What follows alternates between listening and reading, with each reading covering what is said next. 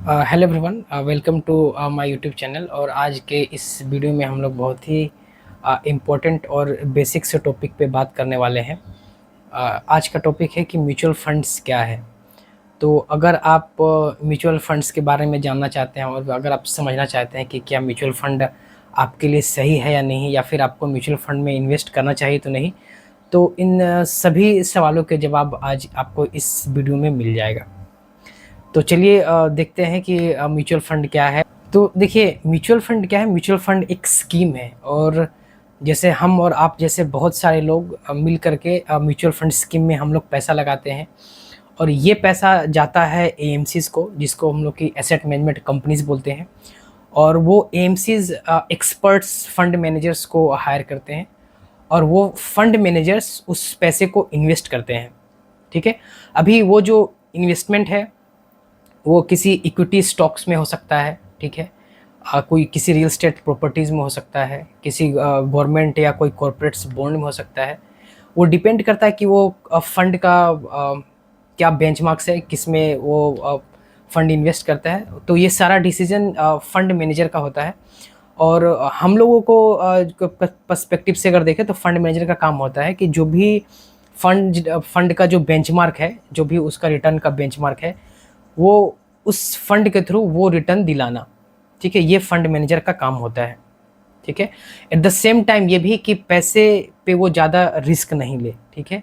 कम risk लेकर के और जो फंड का जो बेंचमार्क है वो रिटर्न दिलाना, ये फंड मैनेजर का काम होता है। तो देखिए, जो हम लोगों ने जो पैसे लगाया, जो हमने एमसीज को जो पैसा दिया, उसके बदले में हम लोगों को उस पर्टिकुलर फंड का यूनिट्स मिलता है। ठीक है। आपने जितने का इन्वेस्ट किया है, आपको उसके अकॉर्डिंग उस फंड का आपको यूनिट्स मिल जाएगा। ठीक है। लेट्स सपोज कि अगर उस फंड में जो एनएवी है, जो यूनिट्स का जो प्राइस है, वो 10 रुपये का है, और अगर आपने 1000 रुपये लगाया है तो उस हिसाब से आपको उस फंड के 100 यूनिट्स मिल जाएंगे। ठीक है। और अभी क्या होगा, ओवर अ टाइम पीरियड, या तो वो जो जो स्टॉक मार्केट है वो अच्छा परफॉर्म करेगा, वो ऊपर जाएगा, या फिर मे बी कुछ छोटा मोटा करेक्शन आ सकता है मार्केट में, और स्टॉक मार्केट थोड़ा नीचे जा सकता है। तो इन दोनों श्रेणी में क्या होता है कि अगर मार्केट अच्छा परफॉर्म करता है तो आपने जो 1000 रुपये लगाया उसमें 10% का इंक्रीमेंट होकर वो 1100 रुपये हो सकता है। या फिर अगर मार्केट में थोड़ा करेक्शन हुआ तो वो 1000 में से 100 रुपये कम होकर के, या 200 रुपये कम, अपन डिपेंड कि कितना करेक्शन आया है या कितना मार्केट का, उसके हिसाब से वो उसमें वो फ्लक्चुएट करता है वो। ठीक है। तो ये सारा कुछ आप अपने जहाँ से भी आपने इन्वेस्ट किया है उसमें आप ऐप्स के थ्रू चेक कर सकते हैं, या फिर एमफी के वेबसाइट्स पे भी चेक कर सकते हैं। अभी इजीली आपका जो भी इन्वेस्टमेंट है उसको आप बहुत सारे ऑप्शंस के थ्रू ट्रैक कर सकते हैं कि जो आपने इन्वेस्ट किया है वो उस पैसे का भी क्या वैल्यू है, और उस पर आपको अभी कितना रिटर्न, नेगेटिव या पॉजिटिव रिटर्न मिल रहा है। और देखिए, जब बात इन्वेस्टमेंट की आती है तो हम लोगों के मन में जो सबसे पहला सवाल आता है कि पैसे की सिक्योरिटी क्या है, कि जो पैसा हम लगा रहे हैं, हमारा पैसा वो कितना सेफ़ है। रिटर्न का तो ठीक है कि कहीं हमारा प्रिंसिपल तो नहीं डूब जाएगा, या हम लोगों के साथ कोई घोटाला ऐसा कुछ ना हो जाए जिसकी वजह से हम लोगों का जो जो मेरा जो प्रिंसिपल जो पैसा है वो कहीं वो लॉस हो जाए। ठीक है। तो अगर आप म्यूचुअल फंड में इन्वेस्ट करते हैं तो देखिए, किसी भी पैसे में दो टाइप का रिस्क हो सकता है। एक तो ऐसा जो फ्रॉडेंट वाला रिस्क है, और दूसरा उसका वैल्यू का रिस्क है, वो कम ज़्यादा। तो देखिए, म्यूचुअल फंड में अगर आप इन्वेस्ट करते हैं तो आपका जो वैल्यू का जो रिस्क है वो मे बी लाइक थोड़ा कम या ज़्यादा हो सकता है। दैट्स मार्केट रिस्क वो इसमें है। बट वैसा फ्रॉड वाला वैसा कुछ कोई भी यहाँ पे रिस्क नहीं। इस चीज़ के लिए आप 100% अश्योर्ड रह सकते हैं, क्योंकि जो भी म्यूचुअल फंड में जो भी इन्वेस्टमेंट होता है वो सारा सारा कुछ सेबी के गाइडलाइन के अकॉर्डिंग होता है। और वो लोग इन चीज़ों पे अच्छे से वो लोग मॉनिटर करते हैं कि हर चीज़ जो भी उनका गाइडलाइन है उनके अकॉर्डिंग हो रहा है। और कोई भी इसमें किसी तरह का किसी के साथ कोई फर्जीवाड़ा या ऐसा कुछ किसी भी इन्वेस्टर का लॉस हो, ऐसा कोई भी इंसिडेंट ना हो, इस चीज़ का मतलब अथॉरिटी ऐसे भी हम लोगों को देता है।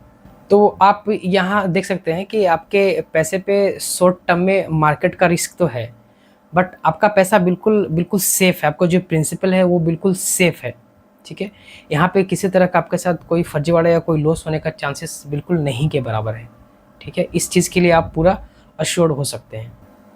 तो अब देखिए, हम लोग बात करते हैं कि म्यूचुअल फंड में कितने समय के लिए हम लोग इन्वेस्ट कर सकते हैं। ठीक है। अगर सपोज़ कोई 2 साल के लिए सोच रहा है, कोई 5 साल के लिए, कोई 1 साल के लिए, कोई 10 साल के लिए, तो कितने साल के के टाइम वाले लोगों को म्यूचुअल फंड में इन्वेस्ट करना चाहिए? क्या अगर किसी के पास 1 साल का समय है तो क्या वो म्यूचुअल फंड में इन्वेस्ट कर सकता है? और क्या अगर किसी के पास 5 साल का समय है तो क्या उसको म्यूचुअल फंड में इन्वेस्टमेंट करना चाहिए? तो देखिए, मैं बहुत सिंपल वे में बताता हूँ कि म्यूचुअल फंड में अगर आप देखें तो बहुत सारे फंड कैटेगरीज़ हैं, ठीक है? और वो फंड कैटेगरीज़ कहीं न कहीं पे इन्हीं चीज़ों की वजह से है। लेट्स सपोज़ लिक्विड फंड, जहाँ पे आप चाहें तो 6 महीने, साल भर, ऐसे शॉर्ट टर्म पीरियड के लिए भी आप अपने पैसों को इन्वेस्ट कर सकते हैं, और उसके थ्रू आपको लाइक 5 टू 7% तक का ईज़िली रिटर्न मिल सकता है, और प्लस उसमें रिडेम्पशन में कोई एग्ज़िट लोड भी नहीं है। तो आप जब चाहें तब उसमें पैसों को इन्वेस्ट कर सकते हैं और जब चाहें तब अपने पैसों को निकाल सकते हैं अपनी फ्लेक्सिबिलिटी के हिसाब से। तो शॉर्ट टर्म के लिए अगर आप 1 से 2 साल के लिए ऐसे करना चाहते हैं या 1 साल से कम के लिए, तो लिक्विड फंड बहुत ही अच्छा ऑप्शन है, ठीक है? फिर अगर आपके पास 2 या 3 या 5 साल के लिए अगर आप करना चाहते हैं, तो आप हाइब्रिड फंड में इन्वेस्ट कर सकते हैं।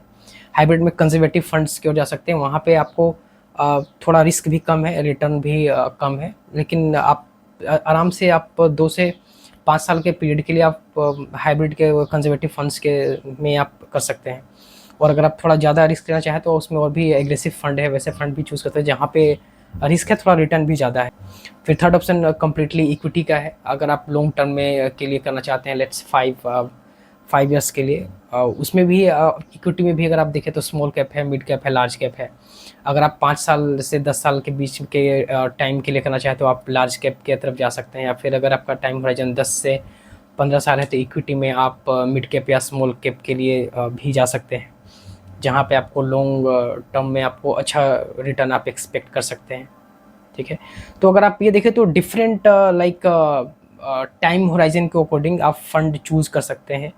आपका जो भी फाइनेंशियल गोल है आप इजीली अचीव कर सकते हैं एक सही फंड को चूज़ करके।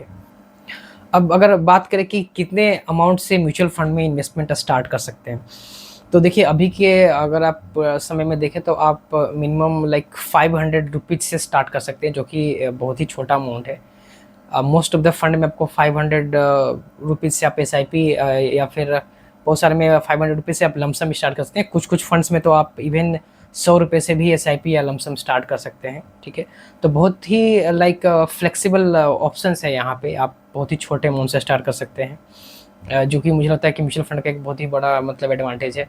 आपको मुझे नहीं लगता कि किसी और चीज़ में आपको ऐसा ऑप्शन मिलता है जहाँ पे आप इतने छोटे इन्वेस्टमेंट से स्टार्ट कर सकते हैं और आप उस पे एक अच्छा रिटर्न ले सकते हैं।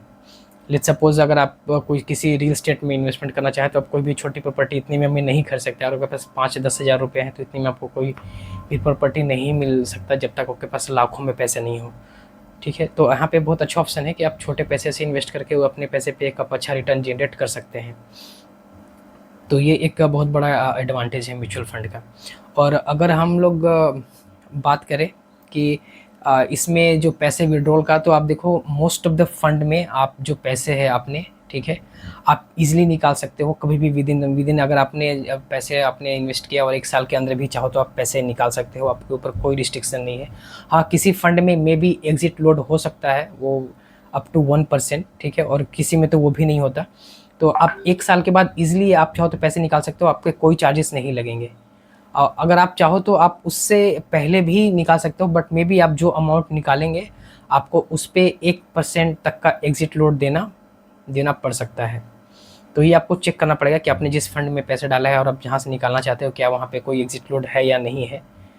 तो ये चीज़ें देख कर के आप अपने डिसीज़न ले सकते हो। देखिए, अब बात करते हैं एडवांटेज का कि म्यूचुअल फंड में मतलब इन्वेस्ट करने का क्या एडवांटेज है। तो देखिए यहाँ पे जो सबसे पहला जो आपको बेनिफिट मिलता है वो मिलता है डाइवर्सिफिकेशन का। डाइवर्सिफिकेशन को आप ऐसे समझिए कि आप 500 रुपये दे रहे हैं, लेकिन या 1000 रुपये आप दे रहे हैं, और वो पैसा आपके इंडिया के जो टॉप ग्रोइंग कंपनीज़ है, टॉप 50-20 है, डिपेंड अपन की क्या फंड है आपका, आप मतलब टॉप 30 50 या 100 कंपनीज़ में इन्वेस्ट कर रहे हैं, ठीक है? सपोज़ आप समझिए कि रिलायंस का एक शेयर का ही प्राइस 1500 रुपये है, तो आप तो एक शेयर भी नहीं ले पाएंगे उतने में। बट यहाँ पे डाइवर्सिफिकेशन की वजह से आप 1000 रुपये डाल रहे हैं और आप टॉप कंपनीज़ में, टॉप 100 कंपनीज़ में इन्वेस्ट कर रहे हैं, जहाँ पे 1000 रुपये में किसी में आपका पैसा 10 रुपये जा रहा है, किसी में 5 रुपये जा रहा है। ऐसे करके डिफरेंट स्टॉक्स में आपका पैसा इन्वेस्ट। तो यहाँ पे आपको डाइवर्सिफिकेशन का बहुत ही अच्छा बेनिफिट मिल रहा है, जिसका ये होता है कि आपको यहाँ पे रिस्क भी कम होता है। लेट्स सपोज अगर कोई एक कंपनी कल हो करके अगर बंद भी हो जाती है तो बाकी आपकी 99 कंपनीज चल रही है, ठीक है। तो आपका पैसा कोई ज़्यादा एक कंपनी बंद होने से फ़र्क नहीं पड़ेगा आपका जो इन्वेस्टमेंट है उस पर। तो ये सबसे बड़ा एडवांटेज होता है डाइवर्सिफिकेशन का। दूसरा एडवांटेज है प्रोफेशनल मैनेजमेंट का, कि जो भी आप पैसे दे रहे हैं, सपोज आपने एसबीआई म्यूचुअल फंड में पैसे इन्वेस्ट किया, तो एसबीआई ने आपके पैसों को मैनेज करने के लिए एक हाईली प्रोफेशनल फंड मैनेजर को रखा हुआ है, जो आपके पैसे को मैनेज कर रहा है, ठीक है। तो यहाँ पे आप देख सकते हैं कि आपके पैसे को मैनेज करने के लिए एक हाईली प्रोफेशनल फंड मैनेजर है, ठीक है। तो ये आपको एक एडवांटेज मिलता है। और थर्ड, मैंने जैसे कि बोला कि आप बहुत छोटे से अमाउंट से स्टार्ट कर सकते हैं, लेट्स से 500 या फिर 100 रुपीज़ से। ये थर्ड एडवांटेज है म्यूचुअल फंड का।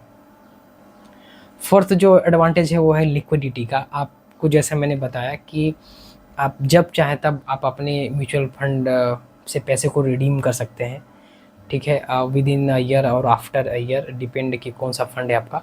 बहुत ही ईज़िली इसमें आपको किसी के परमिशन लेने की ज़रूरत नहीं है। आप ईज़िली अपने पैसे को निकाल सकते हैं म्यूचुअल फंड से। तो एक लिक्विडिटी का बहुत ही अच्छा यहाँ पे एडवांटेज है म्यूचुअल फंड इन्वेस्टमेंट्स में। और जो फोर्थ जो इसका बेनिफिट है ट्रांसपेरेंसी, कि आप यहाँ पे हर चीज़ को चेक कर सकते हैं कि जो आपने 1000 रुपये दिया है पैसे, वो आपके पैसे किन किन कंपनीज़ में लगा है, किस प्रोपोर्शन में लगा हुआ है, और आपने जो इन्वेस्ट किया है आपके पैसे का क्या वैल्यू है, अभी कितना उस पर रिटर्न मिल रहा है। ये सारा डेटा आप सब कुछ चेक कर सकते हैं। आइदर आप किसी फाइनेंशियल ऐप के थ्रू चेक कर सकते हैं, या फिर अगर आपने किसी म्यूचुअल फंड डिस्ट्रीब्यूटर से इन्वेस्ट के थ्रू किया है तो आप उनके जो ऐप होगा आप उसके थ्रू चेक कर सकते हैं। और आइदर आपने जिस भी एएमसी में इन्वेस्ट किया है आप उस एएमसी के वेबसाइट्स के थ्रू भी आप चेक कर सकते हैं। तो यहाँ पे एक फुल ट्रांसपेरेंसी है आपके पैसे का, ठीक है। तो ये जो फोर्थ बहुत बड़ा एडवांटेज है म्यूचुअल फंड का। तो आप देख सकते हैं कि एक कितना अच्छा मतलब इकोसिस्टम है इन्वेस्टमेंट के लिए म्यूचुअल फंड, जहाँ पे आप एक छोटे पैसे से स्टार्ट कर सकते हैं। और बहुत सारे मतलब बेनिफिट्स हैं आपको अगर आप म्यूचुअल फंड में इन्वेस्टमेंट करते हैं तो। और आपने देखा कि बहुत सारा डिफरेंट टाइम होराइजन के लिए भी है। तो ऐसा ऑप्शन मतलब इन्वेस्टमेंट का जहाँ पे इतने सारे फीचर्स हो बहुत ही मतलब कम है, मुझे तो नहीं कोई दिखता है। तो आप ऐसा कर सकते हैं कि म्यूचुअल फंड एक बहुत ही अच्छा इन्वेस्टमेंट ऑप्शन है एक कॉमन पीपल, आम आदमी के लिए, जहाँ पे वो इसमें इन्वेस्ट करके एक अच्छा रिटर्न ले सकता है और अपने फाइनेंशियल गोल को प्लानिंग कर सकता है, ठीक है। ये वीडियो कम्प्लीटली इन्फॉर्मेशन पर्पस के लिए है, कोई भी इन्वेस्टमेंट का कोई मैं सलाह नहीं दे रहा हूँ, ठीक है।